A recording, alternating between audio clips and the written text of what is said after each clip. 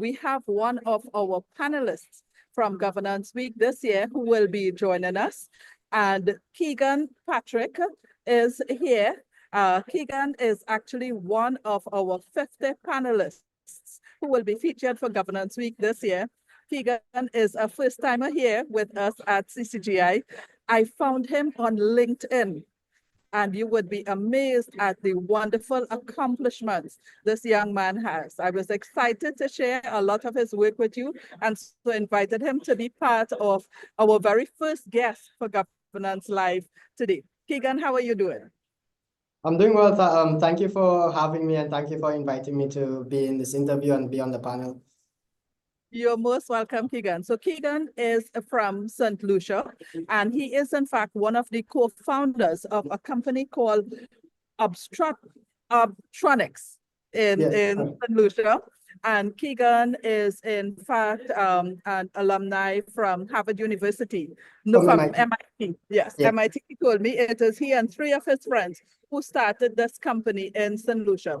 So Keegan, let's talk a little bit about what Obtronics is first, and we will share a little bit more about what is happening with respect to the environment in the region with generative AI. No worries. So very broadly, Obtronics is a technology company. We were founded about 5 years ago. We have deep roots in software development. We've worked across a vast number of sectors and with a vast number of clients, including governments, NGOs, startup founders, small and medium enterprises throughout the region. And we also have a very active education department that works very closely in collaboration with governments and NGOs in executing STEM-based education programs throughout the region. We've upskilled about 950 students to date and probably done about 40 odd software development projects with clients ranging throughout the Caribbean region and a few US-based clients as well. Excellent. But Keegan, I had found the story behind the creation of Obtronics to be really fascinating. So share a little bit about yourself and your 2 friends who co-founded this company. Yeah, so our story dates back even before our the registration of the business, which happened 5 years ago.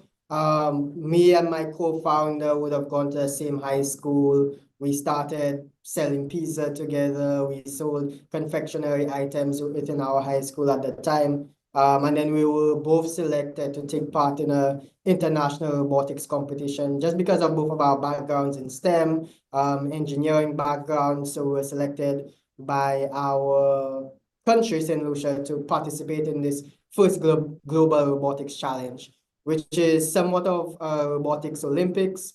It featured 160 countries. We went over to Washington, D.C. to participate. And it's at that competition where we really got this first-hand international experience. And we saw the vast digital divide between what we were learning here in the Caribbean versus the technologies and tools the first world country students had. And we thought there was no reason why we should be disadvantaged or why we should be slightly behind in terms of our access to technology than these first world countries. So at that point in time, we knew we wanted to create a business, fix this problem of why is there this digital divide between us and the Caribbean and over in the developing world. So during COVID, this forced my co-founder and I back home to St. Lucia. At that point in time, I was studying at the University of the West Indies in Trinidad. He was studying at Harvard University in the US. We both had to come back to St. Lucia in 2020. We started this education program called our Obtronics Summer Program. At the point in time, since we were at the height of COVID, we had this large-scale project and this vision that, hey, we want to get this group of kids together. We're going to teach them programming. We're going to teach them computer-aided design. And we're going to build this medical delivery drone that's supposed to take medical supplies from a pharmacy to a quarantine facility. So vaccines or any other types of medical supplies within this delivery drone.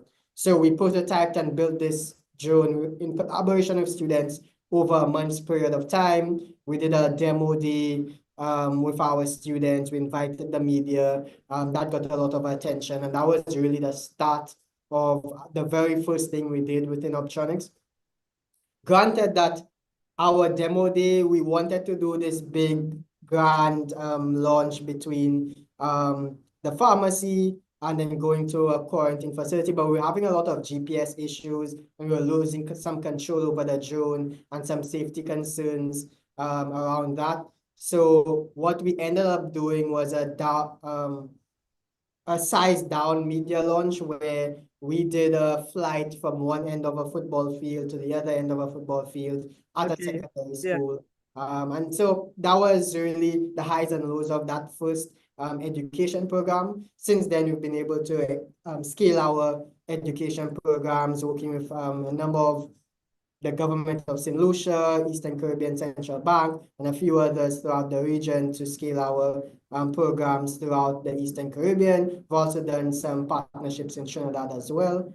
And then we've also since then expanded into areas of software development and engineering consultancy, where we've worked on database type problems, web applications for startups, and we've also worked on a few hardware devices like farming devices and so on. But yeah, so that's really a background into Obtronics and where we are today. Oh, and we also launched our first innovation hub, which is a co-working space out in St. Lucia, and hoping to scale that throughout the Caribbean as well.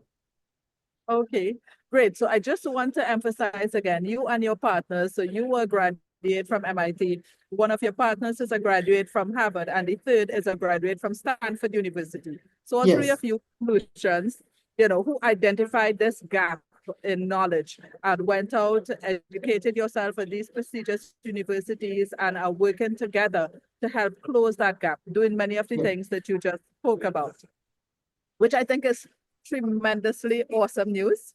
And in our conversations before, you mentioned to me that the work that you're doing, particularly with respect to software development, does not require a huge capital investment in building out the infrastructure and all that, because you can use existing global infrastructure, like through Google, that is allowing you to be able to move that much faster.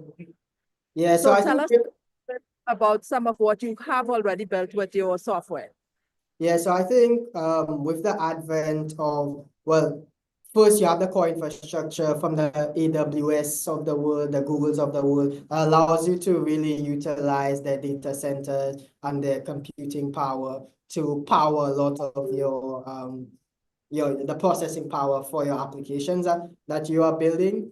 And then with generative AI, it also helps developers in moving a little bit faster and creating these new applications. For us, we specialize in a number of building AI-powered solutions for our clients and helping them in selecting the tools and really integrating AI into their business processes and how we can help them achieve more efficiencies, either cost savings or helping them in serving their customers faster and more efficiently to produce more revenue. We've built a number of AI-powered solutions, one of them most notably being RIFBID, which is an AI-powered procurement software. It helps businesses in finding government contracts across the region, but really and truly across the world, because we have government opportunities from the United States, Canada, and some of the African regions as well. And we also help our business clients in crafting their proposals and ensuring they're compliant with the procurement rules and policies of that particular government contract opportunity. On the government side as well, we're also selling this software to government agencies, allowing them the ability to better manage the procurement process, from forecasting, budgeting, and planning to procuring actual entities, to evaluating them, and then doing out payments and invoicing, and then performance management of all of the suppliers. So really curating that ecosystem to make government contracting a little bit more accessible, not just to the largest of enterprises, but also to SMEs, through some collaboration mechanisms that we have within the platform, allows you to collaborate on government contracts with other suppliers, either within your region or internationally. Well, And then, that's really yeah, exciting, Keegan.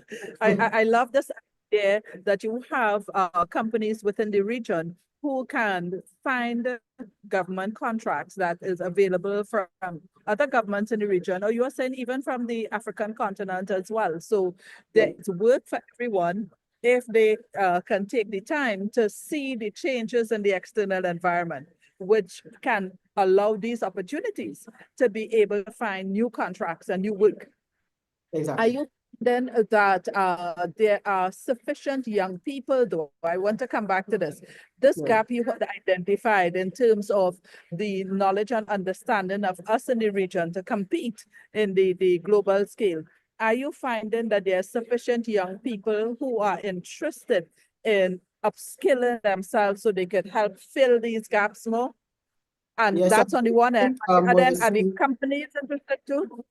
yeah, I definitely think we're seeing an uptrend in interest in the field, as well as persons going over to study.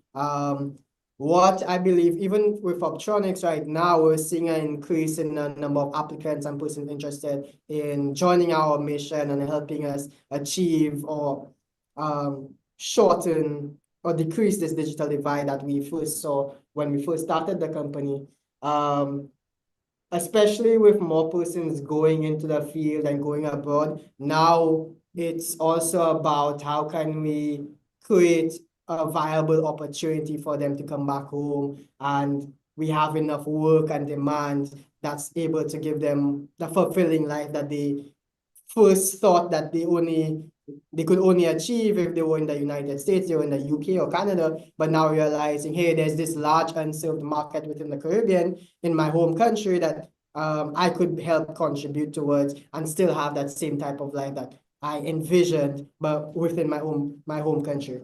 So that's really one, trying to get more persons to upskill themselves, but even when they upskill themselves, we need to have that opportunity for them to come back. That's fulfilling enough for them as a very talented individual that's gone across, either spent money or got scholarships to upskill themselves within the particular field. Then on the business side of things, I do see we've had an increase in business professionals, directors, coming to us with like initial ideas of what they want to do within the organization, where areas they think AI or data science might be able to help them achieve some efficiencies in their operation or help them in generating more revenue. I think right now, since it's very early on in this generative AI era, is trying to assign value in building these applications, how much return on investment I could probably get on investing in the either consultancy to build something for myself, or investing in more employees that's working directly on implementing these AI tools. So that's where we're helping companies with assigning that value and then building these applications. One thing for us, we're here for all companies, government organizations that's looking to innovate. For us, we started with the phrase, innovation begins here. And we want to be the place here in the Caribbean where if you have any innovative idea, something new that you want to build, you come to Obtronics. Excellent. So, we are recognizing that it is the age of generative AI, but it's evolving so quickly that a lot of businesses, if they don't find ways to adapt and to use the AI as well to build their opportunities, then they're going to find themselves probably losing market share or even having to close down altogether. So I'm glad to hear that there are directors who are reaching out to you, asking for information and advice in terms of how they can scale their businesses to allow for greater efficiency and all of that. You also mentioned to me some work you guys had done to assist the farmers as well. Can you share a bit on that in terms of how, so persons get an opportunity to hear how specifically they can get assistance? Yeah, so well, that was a client project that we did work on. I'll spare some details just because of legality around the project. But we Right. did work on a Really farming what it, device with a client where it helps the farmers get particular information from the soil and relay that to a mobile application. and then really helping the farmers get more insights and data-driven information about, okay, when should I be planting, or should I be using more water, less water, more fertilizer, less fertilizer, and then also giving them recommendations of particular products they could buy based on the information that they're getting from the soil right now. Yes, which I think is excellent. It takes a lot of the guesswork out of very fundamental decisions which would be made towards whether they're going to have a good crop yield or not. So Exactly. very fundamental thing. So tell us a little bit about your use of generative AI as well. How is this helping you? One I see is in terms of helping companies that may want to prepare proposals for contracts that they see. Yeah. Share a bit with us. Yeah, so that's particularly on the risk bid side where we really get an understanding. We ask our businesses to share some information about what their business is, and then we'd also take information from the government contract opportunity, and we help you with crafting your proposal to that particular government contract opportunity. But that's like a very specific use case. But we also do help companies in building AI agents that's able to access your different data sources, whether you're using SharePoint, whether you're using Google Drive, whether you're using OneDrive, where your data for your particular institution is being held, and creating agents that's able to pull information from there, and your staff is able to ask very specific questions about your organization to help them either building reports, making decisions, or answering customer questions, because you have this large database and knowledge base, but like you really want to be able to allow your employees to access that information as fast as possible. Almost like creating like your own Google search for your enterprise. Yes, excellent. So now you are located in St. Lucia right now, Keegan. If there are companies around the Caribbean region that wants to get in touch with you, how exactly do you work? Is everything done online? Tell us a bit about that. Yeah, so I guess we're mostly an online first operation or company. People can reach out to us via our email address, info@obtronicsltd.com, or also they could go to our website, www.obtronics.co, and they could find all the information about the company and how to contact us. But then we also do, sometimes there's large clients where we travel to the client, or they come over here to the innovation hub. They sit down in our boardroom, and we have a discussion. Depending the needs, depending the size as well, we accommodate our clients across either just completely online, somebody that we've never met in person, we've completed work for, or persons that we've had several discussions for, we've traveled to their country, we've had consultants there. So it ranges a broad spectrum. Yes, very good. The thing is, Keegan, I'm really so impressed with the work that you and your team have done. You know, 3 young men who have invested in themselves, who have ensured that they have given themselves equality education to now within their country in the region give back, and to be broad enough to say, okay, how can we grow the Caribbean region? So I was so pleased when I came across the article about Obtronics and the background to how you guys developed this company. So I'd like you in the last few minutes we have in the to talk about this change in external environment for directors who have been sitting on their companies, 10 years, 20 years, 30 years. They have one way of doing business. How do you see the world changing? What are the things they should be thinking about that they should come to you for? So I think what's really changing in the world is the speed at which like business is done, especially from a customer service standpoint. A lot of the new generation wants to be able to ask questions and get an answer immediately. So you want to have that interface that's able to give an answer even before you get into contact with a human being. You want to have those processes where I can make a payment to your business without ever interacting with anybody. You want to reduce the level of friction of doing business with your business. You want to make it as easy as possible for your Gen Z consumers, which are used to just hopping on a phone or hopping on a website and making a payment without ever speaking to anybody. And then you also want to be able to process large amounts of data that you've probably collected over these last 10 years to make future decisions and be able to make those decisions faster. And so that's where I think things are really changing. I don't think anybody is being replaced, but we're getting tools to help us work faster and achieve more in that period of time. And I think utilizing these tools also acts as some risk mitigation tools, because you don't want like the new startups coming in the world that's using all of these new technologies to be moving much faster than your 20-year-old business that's taken 20 years to achieve this market share, and you don't want to be giving up that up in the next 2 years to somebody that's just using AI to move a little bit faster than, and consumers just like dealing with this new company more than your business has been around for 20 years. Yes.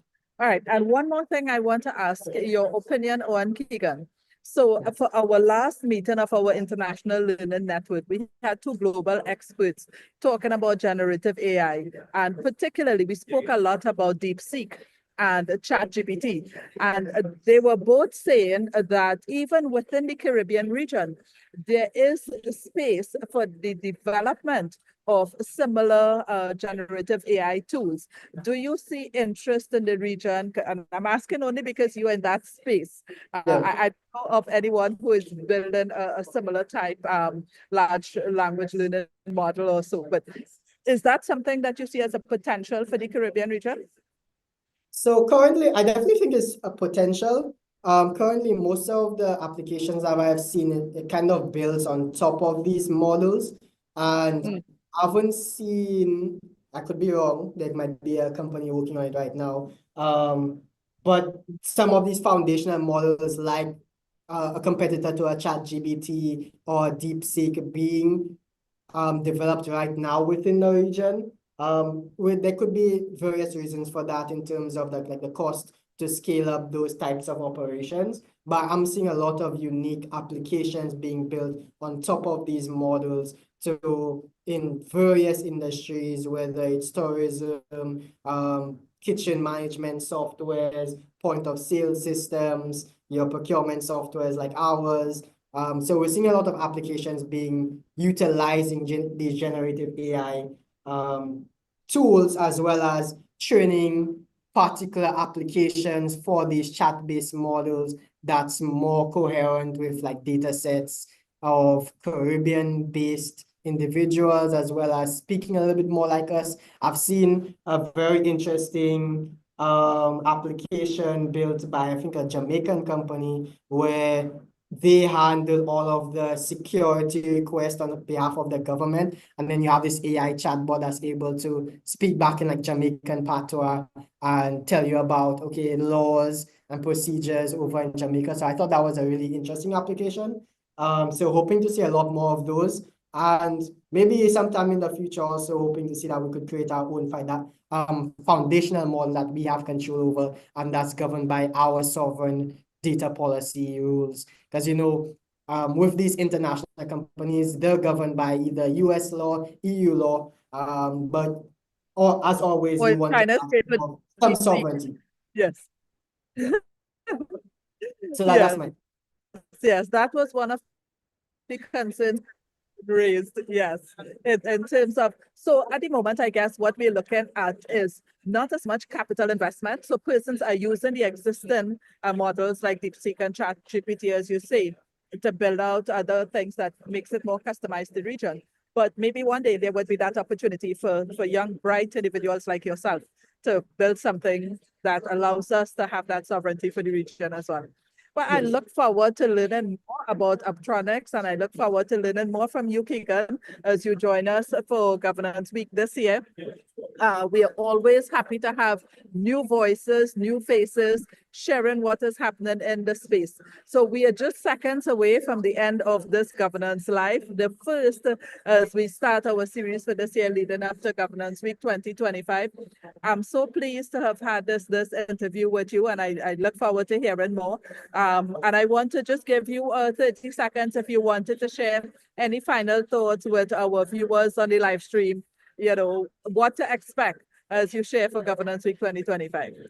Well, first, I would like to thank you for having me. Thank you for inviting me to be a part of Governance Week. We'll be diving deep into data and privacy concerns regarding governance. So we'll be speaking about that on our panel. I guess share a little bit about Obtronics. If you have any innovative ideas and you're looking to build something new within your company, you could also always reach out to us. Our contact information for our email, info@obtronicsltd.com. And if you want to reach us on our website, www.obtronics.co. Thanks. Yes, thank you so much, Keegan. So as we bring this, our first Governance Live, to an end, I want to thank Warren Anderson, who is helping with the live stream, Control the Silva, who is managing the room for us, and Laura Sinanan, who is providing support in the background as well. We are so excited and looking forward to our 6th Governance Week this year. Our theme, Governance in the Age of Generative AI. We have a lot of speakers who are first-timers, also first countries in the region, including the U.S. Virgin Islands and so. So we look forward to having persons join us. Tomorrow, we continue our series, and we will be doing our interview right here from Guyana again. And this time it would be the partner of the TTMA's trade mission.